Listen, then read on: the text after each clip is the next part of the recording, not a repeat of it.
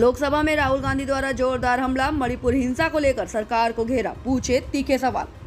लोकसभा में विपक्ष के द्वारा तीखा हमला करते हुए मोदी सरकार को राहुल गांधी ने नींद से जगाते हुए मणिपुर में हो रहे हिंसा को रोकने व शांति बहाल कराने को लेकर प्रमुखता से स्पीकर के सामने अपनी बात रखी।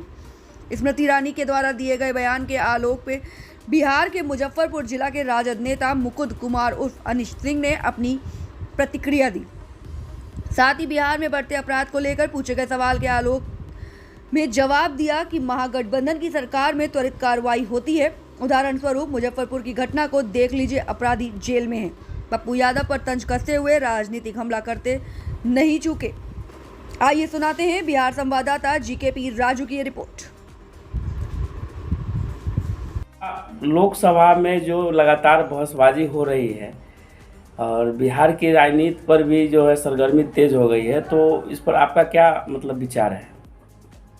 विचार यही है कि इस देश का बहुत बड़ा दुर्भाग्य है इन भारतवर्ष का कि तरीपार एक गृह मंत्री है और जो आज सत्ता पर काबिज हैं परिधान मंत्री, हमको प्रधानमंत्री नहीं कहते हैं, परिधान मंत्री कहते हैं।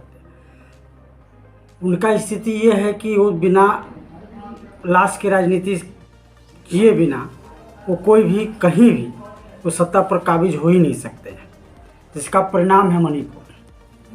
आज 6 महीना से मणिपुर जल रहा है। माता बहनों को वहाँ नंगा करके लोग जो कृत्य किया है, जो पूरा देश अभी देख रहा है, और वहाँ पर लोकसभा में सब लोग झूठा आदमी बैठा हुआ है। एक नौटंकीबाज है स्मृति ईरानी, सब दिन नौटंकी में काम करके आई है, पहले सीरियल में काम करती थी, अब इस देश के लोकसभा को भी वो नौटंकी का जगह बना दी हुई है। और कल जो घटना वहाँ लोकसभा में वो की है, राहुल गांधी जी को जिस तरह से वह बदनाम करने की कोशिश की है, वह प्रमाणित करता है कि उसकी सोच कितना घटिया और निम्न स्तर का है।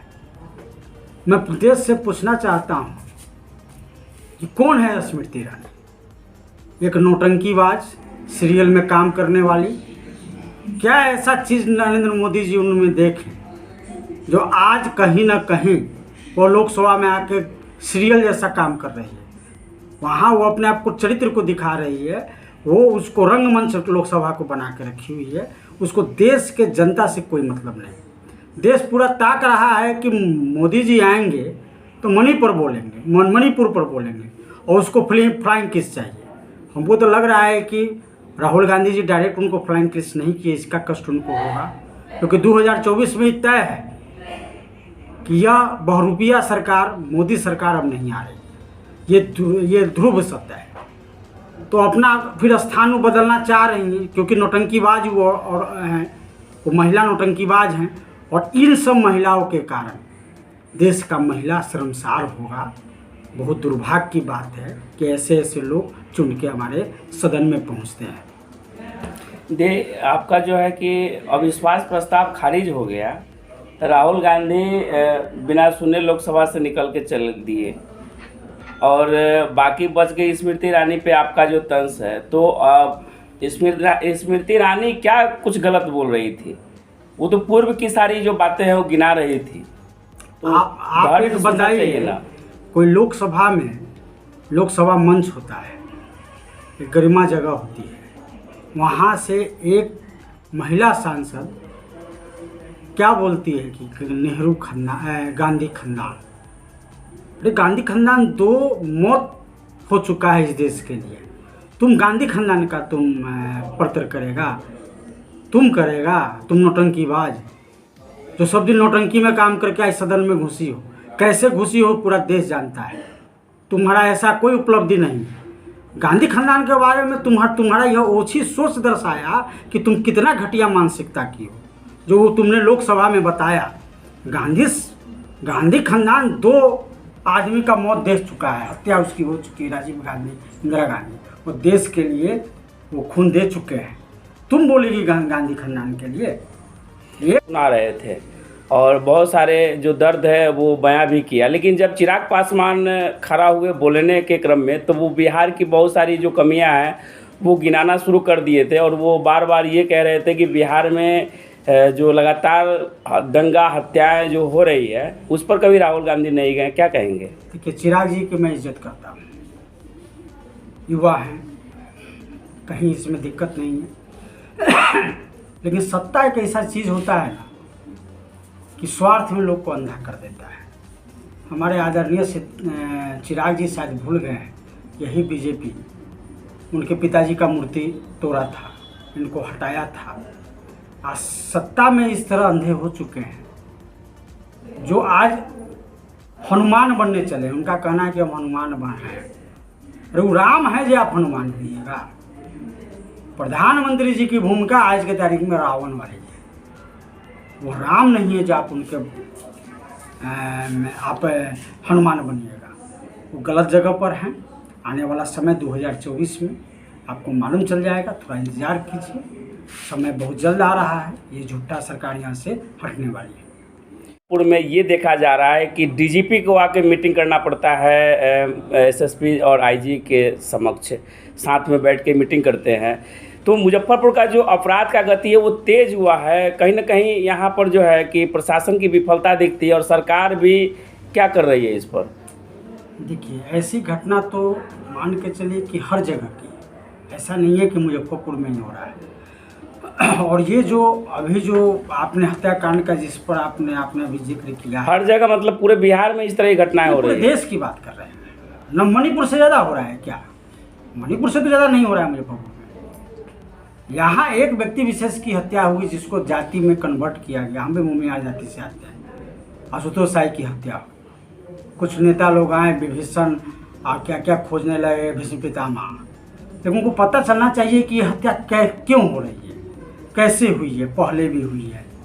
उस दिन वो लोग वहाँ नहीं थे, लेकिन राजनीति मसाला बनाने के लिए, मुजफ्फरपुर को भड़काने के लिए किसी का नाम ले लेना है तो ठीक है, आप जांच कराइए। अगर भीष्म पितामह के प्रति आपको है तो आप जांच कराइए ना, जांच कराइए, ईमानदारी से रहिए। ऐसा नहीं कीजिए कि कल उनको भीष्म पितामह से कुछ मालकौरी ले गया, कल फिर उसके पीछे पीछे हो लीजिए। ऐसी नहीं होनी चाहिए। हत्या हुई है, हम लोग को बहुत दुख है। हमारे बड़े भाई थे आशुतोष साई, इससे पहले भी समीर हत्याकांड हुआ है। मारने वाले कौन है सब लोग जानते हैं। हमारी सरकार इतनी एक्टिव है कि आखिर पकड़ लिया ना रामेश्वरम से जाके। आज कहीं बचाने का काम नहीं ना कर रही है।